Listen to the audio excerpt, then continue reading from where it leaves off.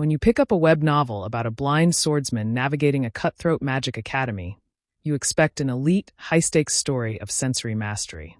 You expect a protagonist utilizing a mind's eye or echolocation to survive. But what if I told you the legendary blindfold our hero wears doesn't actually block his vision at all? Today we're looking at I Became the Academy's Blind Swordsman.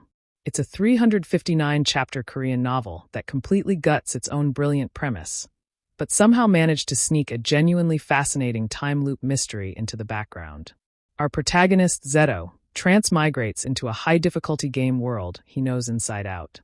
He spawns in with a game-breaking, hidden piece of legendary equipment, a blindfold that grants him a massive 500% experience boost, maxed-out weakness detection, and a 300% critical damage multiplier. The catch: the description literally states, does not obstruct wearer's vision. Zeto isn't blind. He can see everything perfectly clearly. He just wanders around the academy pretending to be a blind samurai while running a pure agility and strength build. It's an incredibly cheap cop-out.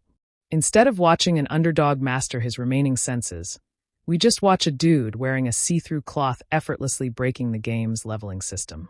What makes this transparent blindfold gimmick truly frustrating is how it completely poisons the story's relationships.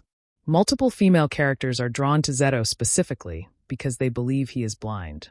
They trust him, feel sympathy for him, and interact with him vulnerably because they think he cannot judge them based on their physical looks. Every single dynamic is built entirely on a massive lie. Zeto can't even gracefully reveal the truth by claiming he was just training his senses, because the item literally leaves his vision unimpeded.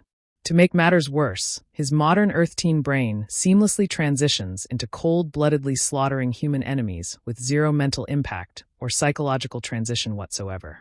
Despite how badly the premise is fumbled, the novel actually contains one genuinely brilliant narrative arc: the heroine, Azel. In the original game lore, Azel is trapped in an endless, agonizing time loop, trying to save the world from destruction. When Zeto transmigrates into this specific cycle, he realizes she is behaving completely differently. Why? Because unbeknownst to him, Azel remembers the previous timeline, a loop where she and Zeto actually fell in love and ultimately died side by side fighting the final bosses. Watching her desperately panic and shift her behavior to prevent his death, while a completely clueless Zeto ignores her to speedrun his power levels, is easily the most compelling, addictive part of the book. Puzzling out what Zeto succeeded or failed at in his previous life gives the story a depth it honestly didn't deserve.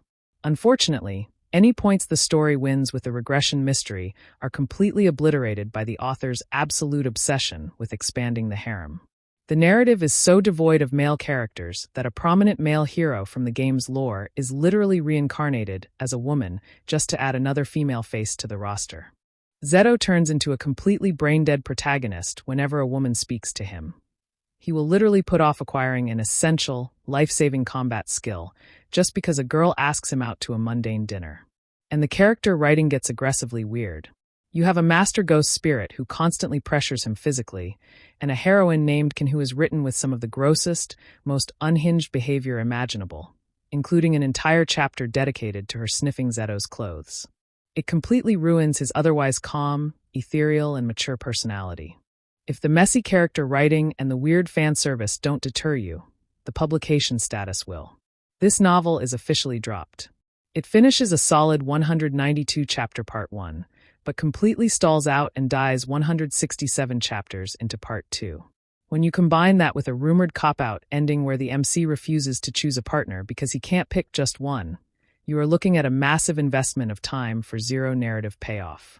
Final verdict: 2.5/5 stars. It's a textbook example of a masterpiece concept executed with subpar, brain-dead tropes. If you are deeply bored and want to read purely for the unique, tragic dynamic of a regressor heroine who remembers her past life with the MC, you might find some enjoyment in the first half.